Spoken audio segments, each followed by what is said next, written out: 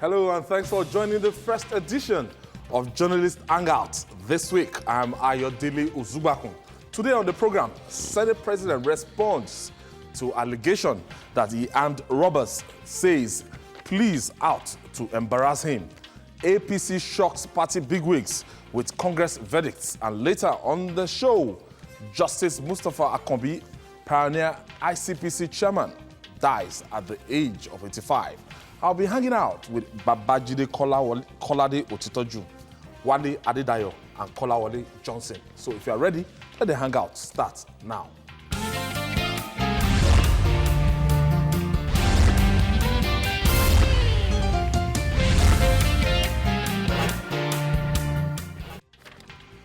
Thank you for joining us. Moves and counter moves are the hallmark of such contests.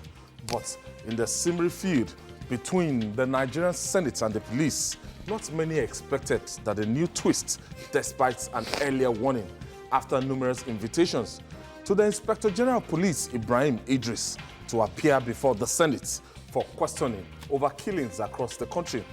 The police has countered with its own invitation. On Sunday, police invited the Senate President, Abubakar Bukola Saraki, for questioning over alleged criminal indictment by 5 gang leaders of April the 5th Offa bank robbery in Kwara State. Saraki, according to the police, has a case to answer after the suspects confessed that they are his political thugs. But the Senate President has maintained his innocence. Unlike Idris, Saraki says he will appear when the invitation is formally extended to him. But in a latest twist in the saga, this Monday, police has written the Senate President asking him to respond. Is this epic fight not taking an interesting dimension on our policy? Babajide, when I saw this yesterday, I didn't like it, as in the development and taking into cognizance that like a month ago, the Senate President said some people were arrested in Kwara State. They've been transferred to Abuja. They were trying to frame him up. And less than a month within that side, it's this of a bank robbery. To me, I wasn't so comfortable with it that, okay, this thing that is just getting out of hand. What do you make of this situation, Babajide? Well, I'm just embarrassed about what is going on. I'm really, really embarrassed. What I want to tell the police is that they better be sure that they have a cast iron case against the Senate President. They better be sure that they have a cast iron case, because this cannot be treated like previous cases in which people will be paraded, and after a while they will say that the information extracted from them was extracted under duress. There are so many cases like that I can talk about. So this is a very important matter, and it's crucial to the survival of our democracy that the police gets this right. If it is true that Saraki has a string of murder cases against him, let the police do an excellent job, bring it out, and let it be so clear to our people that this is not a case of witch hunt. Dispassionate. That this is a way of showing that, yes, this man doesn't have immunity, and because he doesn't have immunity, he shouldn't expect to get away with blue murder. So they better have a cast iron case against him. Otherwise, it will do an irreparable damage to the credibility of not just the police, but the government. I'm more concerned about how people outside of our country, how they see what is going on. Already, because of the privileged position that Bukola Saraki occupies, this matter has created tremors around the world.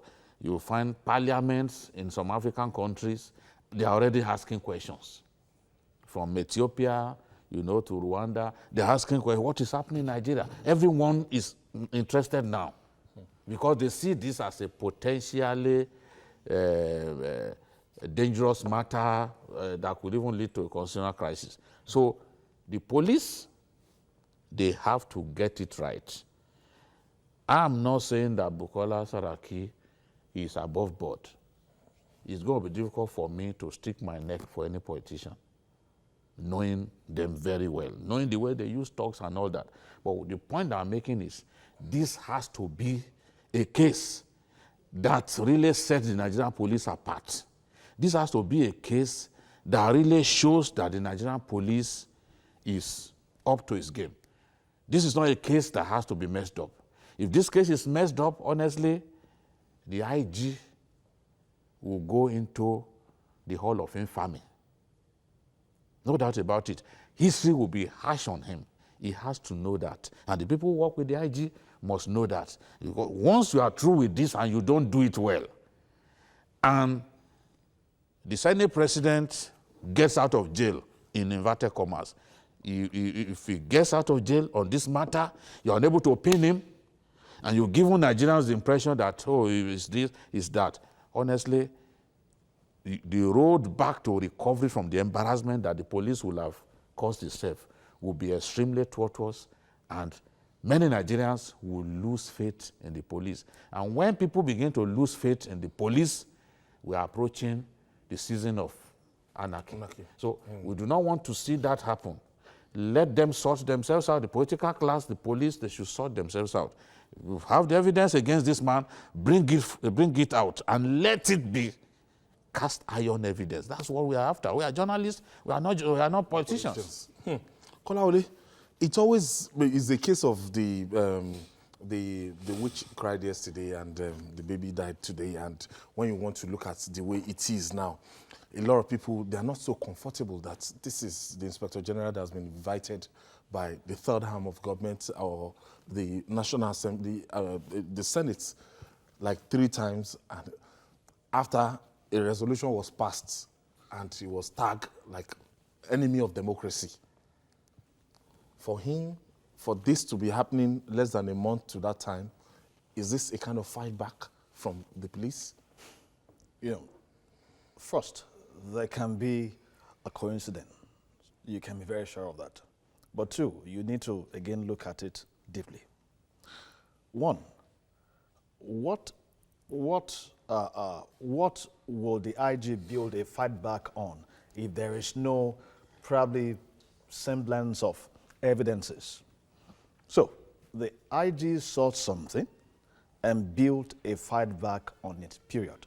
You may not be able to take this one completely out of it because matters like this, they always treat it as family affairs. So why is this one going beyond family affairs? It is because there is something before now to hide. But don't forget the genesis. Don't forget that politics is always at the root of things like this.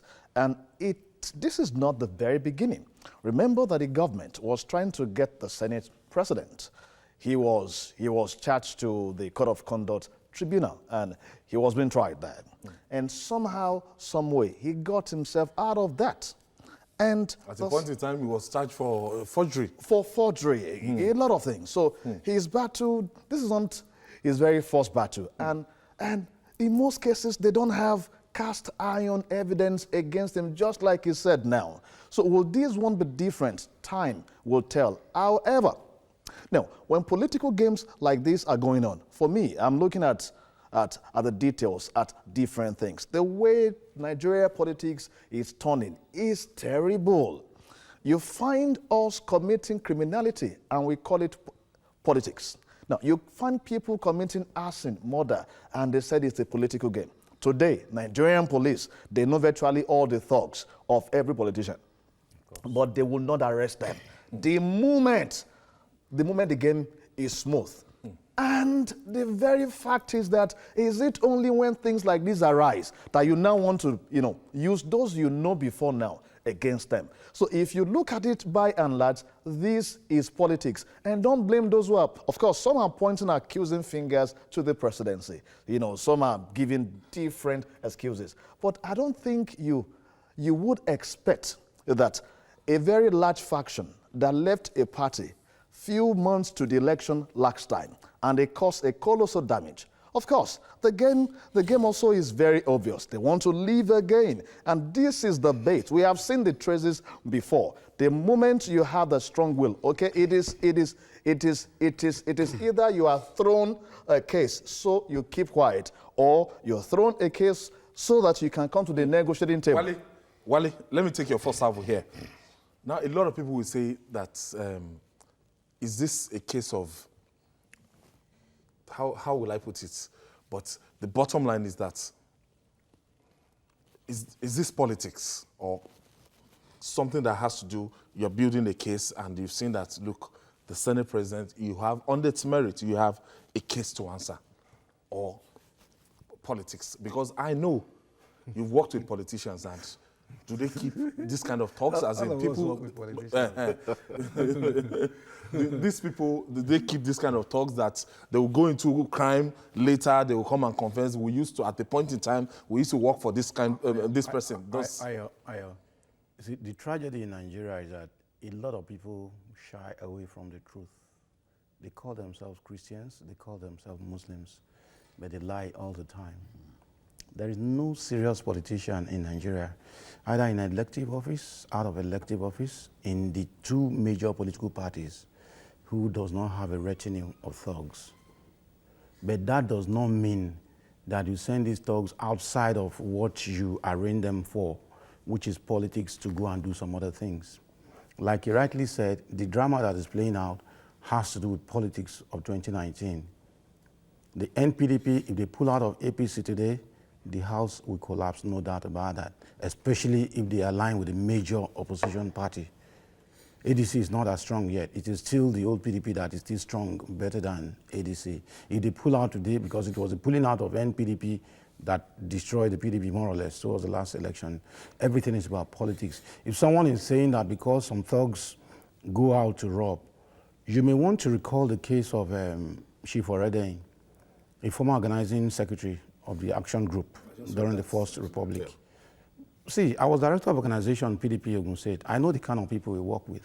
You don't work with lawyers or engineers or doctors. It's the boys. There is no party that, you have them in Lagos here now. Plenty of them here, unless, I mean, people are deceiving themselves. Is it only politics they depend on? Once election time, once campaign time is not there, where will they be getting money from? They look for other things to get, they look for other means to get money. They have to fend for their families too. From what Wale has just said now, he has established something. So we are getting somewhere that this politics might not be removed from what is on ground.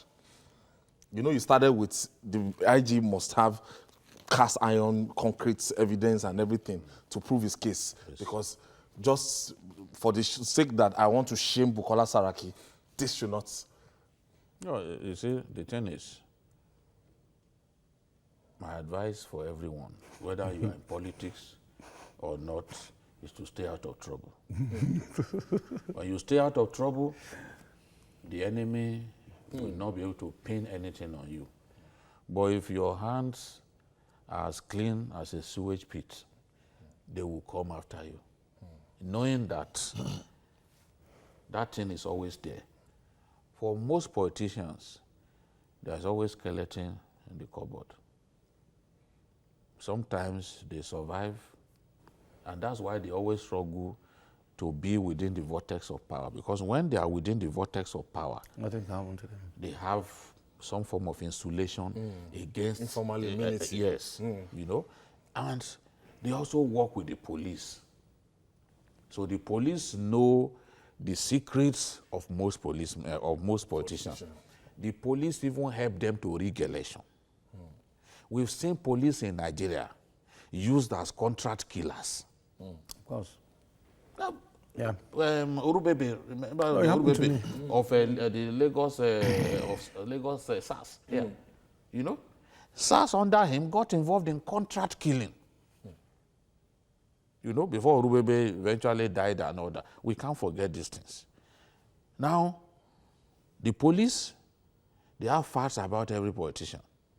Whether the politics plays a part in determining the most auspicious time to bring up a matter against a politician. Politics plays a part. But all I can say is you keep your territory watertight. Do not do something for which there will be a regret, maybe years down the line. And that's not saying that there is not a decent politician around. There are decent politicians around. Yes, some people may commit some harakiri on their behalf, but there are decent politicians around that you will find it difficult to paint them with murder and all that. There are, so let's not give the impression that it's every Nigerian politician that enjoys spilling blood. No, there are still decent politicians, you know.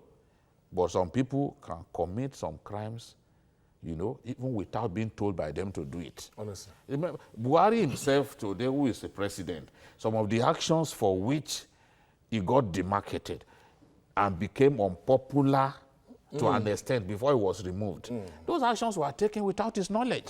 For example, Awolowo's house, Awolowo's library, that was overturned. Buhari told us, when I was at the news, and we interviewed him, he said he did not even know about it. They didn't tell him they were going there. I'm sure so many, the same thing is happening. So even now, it is impossible, even if the president is Voltron, or is the biggest sheriff that God ever created. It is impossible for him to know everything that is going on around him. And when you leave power, those who are bent on having a go at you will point to certain things and try to link you up with that. So the point I'm making, for Saraki, just as I said earlier, I don't know the strength of the case that they have against him. I cannot vouch for him that it's impossible for him to be involved in so-called string of murders that the police are talking about, because, look, it is not this matter alone. It's not this matter alone. They have other cases. They're building. This is just what they have shown Nigerians. They have other cases. Some of those cases they've discussed with the president. They have other cases. So the truth is, let him just defend himself. They've said that he does not have to physically come and appear before them, because they know that the press and other people will talk about it, that, oh, an IG that refused to show up at the National Assembly when he was invited is the one now summoning the number 3 man. So they say, okay, do your defense in writing. All that I want, all that I hope that Saraki will be able to do is defend himself intelligently and... okay. Let me take. Let's establish this fact. Let me take my first caller. Benga is calling us from Abuja. Thank you for joining us, Benga. Yes. Good evening, Ayo. Good evening, Benga. Gide and the gentleman there. Thank you. too. You see, a crime was committed, which every Nigerian and even outside Nigeria condemned that this is gruesome, this is bad, in a broad daylight. In investigation, something connects to Saraki by way of evidence gotten at the site of this, which is the vehicle. It was the vehicle they traced to the government, and that they now found that that vehicle has a plate number of Saraki. Saraki has not sponsored them to go and rob. What they are asking Saraki to explain is, how did your vehicle, your name, get to this boy? Like he said, they have to get a cast iron evidence. And with that, they'll be able to know if the boys, though you know them, they are related together, what now connects them with that crime? Nobody has said that Saraki, even the police, that Saraki sponsored them, or is the one that said to do the crime. Thank you, Benga. Thank you, Benga. Now, can we hold Saraki vicariously liable? As in, let's say, yes, they might have worked for him in 2003 when he was the governor and everything, and now those guys, they've gone ahead, maybe they have benefited one or two things from him, even the vehicle. But veered into robbery. Veered into robbery. Now, let me establish something, and I will answer that very clearly. It's not a rocket science. Is this politically motivated? Now, let's do yes or no. First, understand something. There is no high-profile case that will go public without the presidential approval. Yep. And I'd like you to understand that in the same polity that you have today, there is no way the IG of the police will refuse to appear before the Senate of the Federal Republic of Nigeria, even though what you have now is actually the Senate of Dr. Abubakar Bukola Saraki. It is not the Senate of the, But there is no way the IG will refuse to appear before him without the backing of the presidency. And there is no way this also we have now will go public without the backing of the president. So is there politics underneath this? Yes, clearly. Now, can we hold Bukola Saraki liable for this? I don't even know the extent of evidence that is available. But if it to be built on, there's a vehicle that they saw that bears Olushola Saraki name. Today, you go to different states, you see different plate numbers of people. They are saying, some people are even saying confession from the leader. Let me tell you, we have listened. See, it's on the air. You have listened. I have read it, we have listened to it.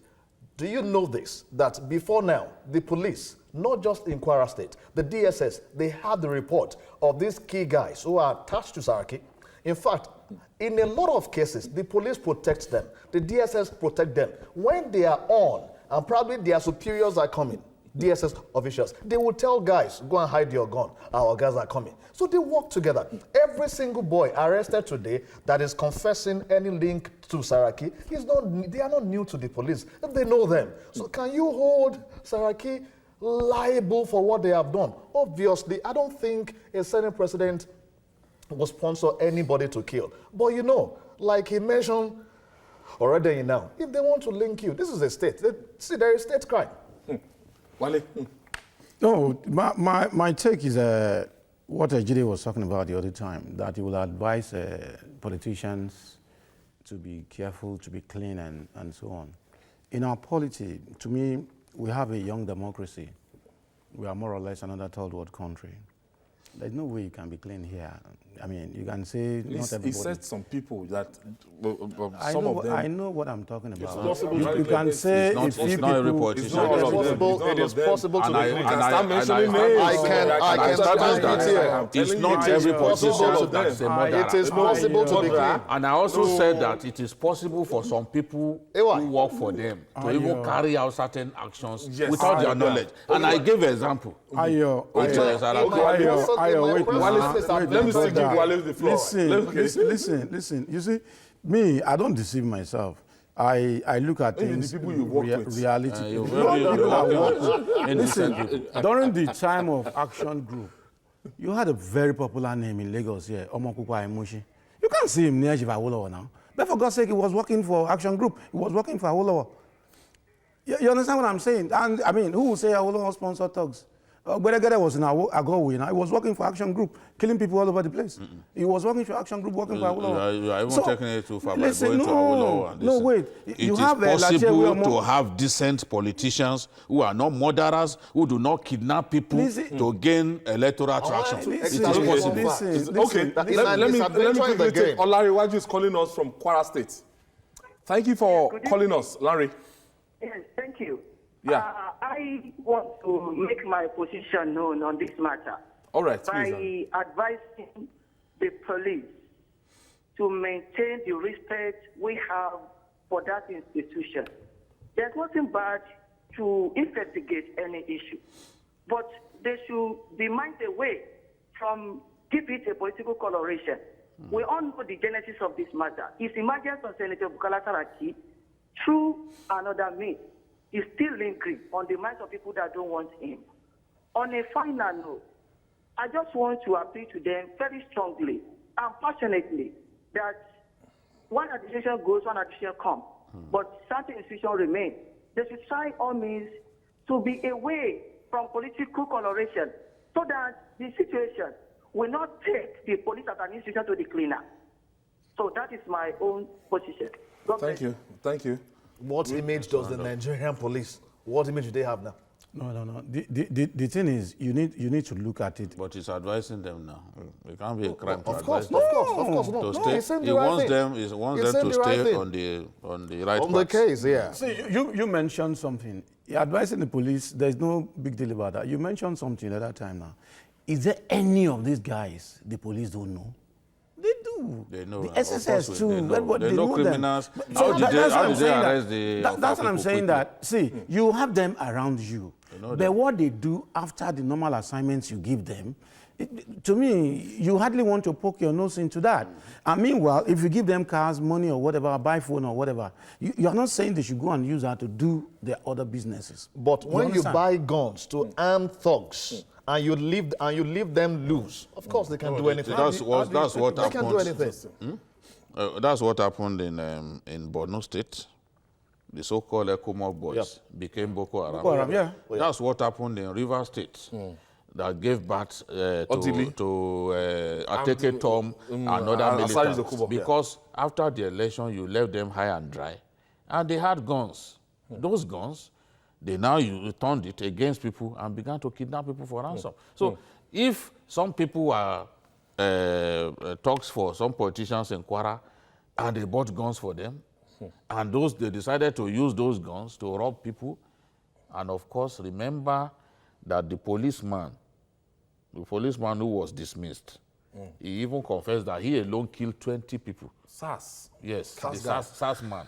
So if they turn their guns against people, then too bad. But I know that it is also possible to build a case against you if you armed thugs.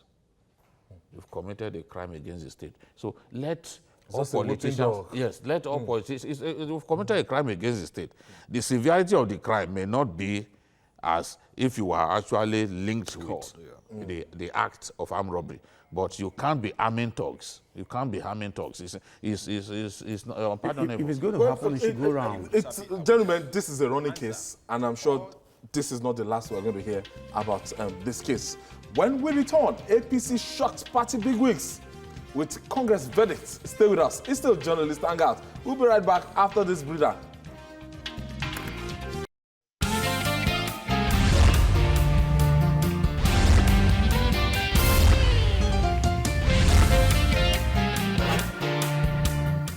Your groundbreaking program of the year, Journalist Hangout. And we're reaching you live from Lagos, Nigeria. Television Continental here. Rather than navigating out of troubled waters, the ruling All Progressive Congress appears to be sinking deeper into crisis. Attempts to resolve the crisis arising from the conduct of its word, local government and state congresses is throwing up more trouble.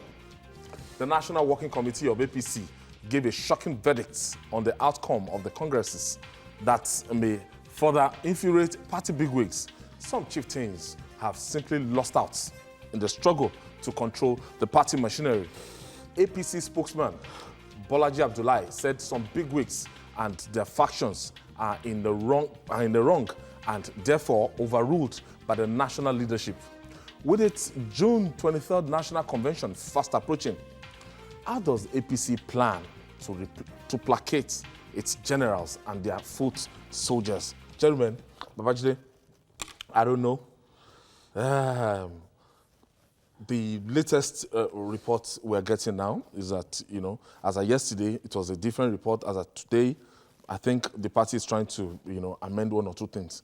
But the bottom line is that the Oyegun-led committee, this will be the final verdict they will be taking, and they have all the powers and all the opportunity to right the wrong or get at those people that have been working against them in the party. Yeah, that's basically what they've been doing. Just walking to the answer. You have a situation in which they made up their minds about the people that they want. Look at what happened in Bauchi State. Can you, in all honesty, say that what we had in Bauchi was State Congress or even World Congress? We had the governor prefer to just do it alone. can you say as someone who fears God? Shut out the Shut out Speaker all the of people House that of matter in the Representatives, state. Dogara. Can you say as someone who fears God, who knows that one day he will meet his maker, that what transpired in Adamawa State was something decent, something that made sense? All the big wigs in the party are all now pushed to one side. Might be forced to leave the party. And the governor wants to run things alone. These people bought forms. You didn't give them forms. So when you do not have access to forms, how do you enter the race? Yet, we have elements in this party who have lied even against aggrieved people by giving the impression that such aggrieved people were part of the illegal process. You get what I'm saying? They were not part of the Congress. Now, you use their names, which appeared in the record as people who paid for forms. You now use the names to now make the point that they were part of the process, that they took part in the contest, and they didn't take part. And you treat people shabbily like this, and you want it to stand. Okay, the party also said, yes, in our laws, there is a process whereby aggrieved persons can seek remedy. They also tried to seek remedy through the appeal. You also didn't show even-handedness even in handling that. In Adamawa and some of those states, aggrieved APC members could not set their eyes on people who are supposed to sit on their matter. Is this how a decent party behaves? Is this how people behave? And they call themselves decent, God-fearing people? We deceive ourselves in this country. Too much religiosity upon nothing. You see, some of these people are fasting now and they know that they've lied. They've lied to God. Some of these people, the next day they will see them, they will carry the Bible, put the Bible in their armpit and be heading to church. Impotent religiosity. Because these are downright liars, people who do not fear God, but they want they want people to think that they fear God. So there is so much deceit that has gone on. There is so much distortion that has taken place in form of these congresses. And what does the Oyegun leadership, that I'm sure many people in the APC can't wait for it to leave, what do they want to achieve? You go to Oyo, you say, okay, that they should do power sharing. On what basis? But in other places where people have been cheated, similarly cheated. Even a sitting governor in Imo State. You did not say they should do power sharing. You have a governor who in the whole of the East has tried to make the party popular. It's the face of the party. Agreed that he has his problems. Okorocha has his problems. I will be the first to admit that. You know? But why should we have a situation, we call it a Congress, and even the governor does not know where it's taking place? It doesn't make any sense. So it's even in a better position It's looking to share power with... It's looking everywhere with an halogen lamp. It's looking for where the Congress is taking place. So, AY. Is it done anywhere? It's the first in our history. Let me give a very quick recap in a minute or two. Now, in 2015, when this party came into government, the sitting president did not take the role of the leader of the party. He took the role of the leader of the government, and the party was left virtually alone. And there were politicians who came together to fortify the party, to build the party, to construct and structure the party. And some people in government, or some people around the president, whom we generally refer to as cabal, they felt those ones are threats. So they needed to be shut out, and they were actually. Now, the party was left to suffer from states that were not having governors to even the ones that are having governors. Now, these party people, party leaders, party officials at the National Secretariat, and some hangers-on, they needed a place to feast. So they were looking for who can save them, who can give them a bite of the national cake in government. So they started turning to individuals who can give them some words of naira or dollars in their pocket. So loyalty, exchange hands, and they gave it to some folks.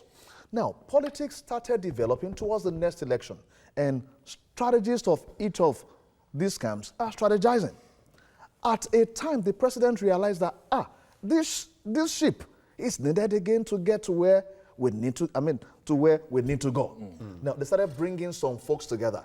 However, loyalty, are somewhat rooted in the heart of the party. They were not with the president or even with the party. It was in a different place entirely. Not all of them who are even playing the game of let Oyegun stay. Some of those folks are not aware of the main game, but they were botched along the way. Now, the first thing that is said that, okay, let us create a stalemate in the party. Let us ensure that the Congress, let it not hold, so that there can be a basis to go to court, and everything that will be done under that I guess that scenario will be upturned. Yes. That was ultimately there will be a stalemate. Now, not that immediately after that, or just at about that time, that was the same time that the leaders of the Senate were fighting to have the election reorder. Okay. Now, there are a lot of angles to that. Let me take in practical terms, the new PDP today, they were meant to meet with the vice president, and what they did was they had to come out with a press release that, look, the outcome of this state congress, that the party leadership, they've sealed their fates, that their people, some of their people were marginalized in the local state, congresses that were held earlier. It has been rectified by the party today, and that with this, they'll be reaching out to the press. They don't know what to do next. Now, what do you make of this situation for APC? No, technically, a number of people have been pushed out of the party, and I think the whole blame should go to the current national leadership of the party, because the problems in most of the states... Let me quickly take Adiola. Hello? Yes, Adiola, thank you for joining us. Yes, good evening. Good evening. And the gentleman in the studio. Thank you. Yeah, good evening. Please, I really want to comment on this Saraki issue. It's so biting in this country, whereby we don't even fear God. How can a sitting Senate president be involved in this kind of trash? And he himself will still remain in that position? Why not resign and then face? Are you concluding, Adiola? Has he been convicted? It's so annoying. It's so annoying. No, well, it's not been convicted. He has not been convicted. Even though it has not It's just an allegation. He has not even been taken to court. No. He has not even been No, charged to court. even the Offa robbers have not been charged to court. Even though must his name be mentioned? Adiola, you must. His name can be mentioned. Europe. The way they play politics in Nigeria. Let's go. Thank you. As I was saying, it is the national leadership of the party that is messing the party up, and that is very, very sad. Because there is no states having a state congress that will not have a committee sent from the national secretary of the party to handle the congress. You seem to have everything cool in your Ogun states. Everything, no faction, nothing. There's no. We have challenges. We have challenges in Ogun State, but the thing is, we were able to manage our challenges unlike the other places. Of course, some people were kicked out here and there, names were changed and things, but in the spirit of let the party be together, there is an election to be fought, because PDP is doing everything possible to take Ogun State from us, and we want to remain in place. For God's sake, we don't need to fight among ourselves, and that's just it. But it is not like that everywhere, and you cannot blame them. Where they have, because the case of Lagos here, to me, is the funniest. If you say you're having a parallel congress somewhere, then somebody from the national secretariat must be there. Who sent them there to the other one? So if you're accepting a list from that parallel congress at the national secretariat... No, that's in this I can report authoritatively here that Mr. Tunde Balogun has been sworn in today, and he has collected his certificate. But it shouldn't happen in the first place. It was even a bad case from the beginning. Yes. They didn't take part in the World Congress. Exactly, the World Congress is the most important of all. Because something cannot stand on nothing. You must have done the World Congress, local government congress, before you now get to the level of state congress. The delegates are in the at the ward level. Exactly. For example, a state like Imo, that has about 305 wards. You can imagine the number of executive council delegates per members ward or six, in each yes. of those wards. That's why in Adamawa, when they entered the race for the World Congress, more than 7,000 candidates were in the race from the Onyako group alone. 7,000. So you can imagine, and by the time they pay for forms, you can imagine how much What's the party party made. will reckon? So if the Faudoki group did not take part in the ward, so what are they talking about? But in summary, the thing is, if anything is going to work out and not against the APC in the coming elections, there is a need for the national leadership, not just those who are holding positions at the executive national working committee level, those who are not even holding positions, like you rightly said, key party leaders across the country, they need to come together and resolve this, because the reality is that it is only NPDP a lot of people are talking about. There are others who don't even belong to NPDP who are angry. If these people should leave, end of story in the states where they come from. Honestly, because PDP is doing everything possible to honestly, make Jude, I wanted to inform you that I want to tell our viewers that now it's not Adams Oshomole again alone involved in that chairmanship race. We now have a color of what it might be. Clement Ebiri has thrown his hat the ring, and I hinted supported at by that. them Ojus Okalu and I co. hinted at that here Drew on Friday. Drew Meseko is out now. On Friday, that means he's going to I came challenge here. Bolaji Abdullahi. On Friday, I came here and I said it that there's someone from the South that the tendencies oppose, the tendencies supporting Oyegun want to bring out. It was the first thing I said when we came here on Friday, because I knew all along that they had been talking to some of those people. All they want to do, they see a particular political figure as the threat. So all they want to do is to see, let us see how we can smash this person. Let him not have so much influence in the party. There are little minds in the APC who are trying to in the process of bringing down someone, actually deconstructing the party without knowing it. And these are people who on their own, if they are left alone, without Buhari's name, that they hang around their necks like a garland, they will lose any election.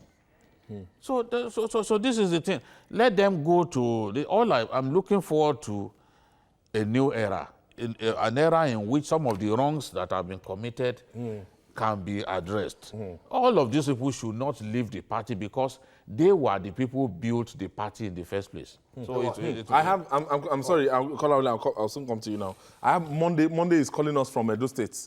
Thank you, Monday. Good evening, Uncle. How are you? Good evening, Monday. Hello. Yeah. Good evening. Good evening this evening. Yes, good evening, Monday on a Monday. In fact, I want to appreciate all of you at the panel there. Yeah. You are doing a very good job. Thank you, Monday. Thank you. Only our leaders will listen to your wisdom and they take decision in whatever they are doing that affect this nation. Listen. In fact, we would have more Want than to like, they UK or France. However, I just have little advice for APC as a party.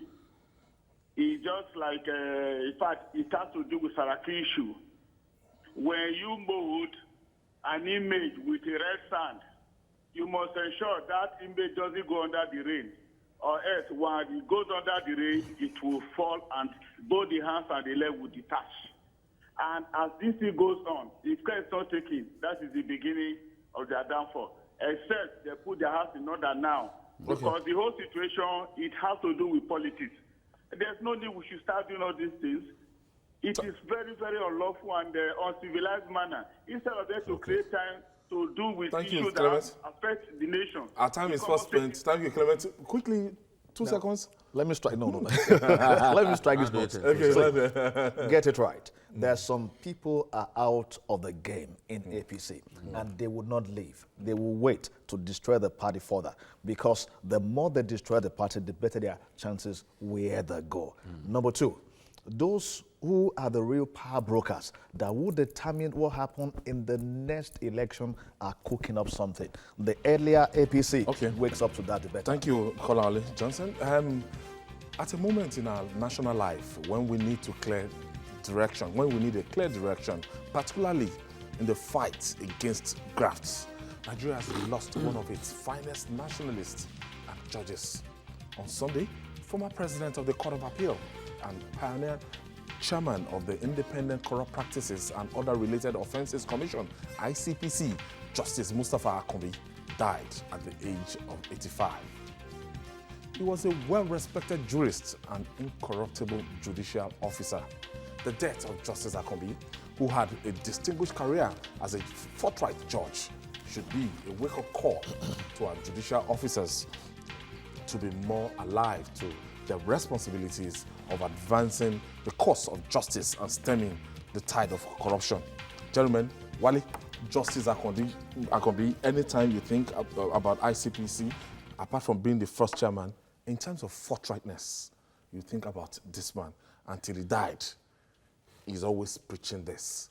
And Justice Akanbi at 85 is no more. May so rest in peace. Amen. The thing is, I think he was not given to, with due apologies to our colleagues who operate at that level, it was not given to media hype in terms of what it does, because I know that they take their time in getting at people who they want to arrest, who they want to prosecute and things like that. And for ICPC, there's not too much of media trials of those they are after. And I think that has a lot to do with the personality of the man who started it all. They always get to a conclusive this, especially when matters get to trial, before you start hearing loads and loads about it.